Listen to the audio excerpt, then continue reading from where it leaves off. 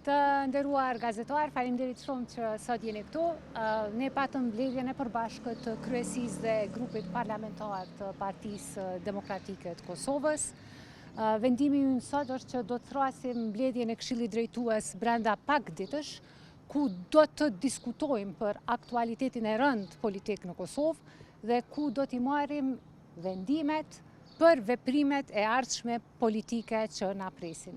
Edhe njëherë, faleminderit shumë, si që dini, jemi deklaruar edhe dje, PDK respekton vendimin e gjykatës kushtetuese dhe po besoj për secilin që ka njohur dhe ka ndjekur aktivitetin politik të PDK-s, respektimi i vendimeve të gjykatës për ne asnjëherë nuk është çështje diskutimi.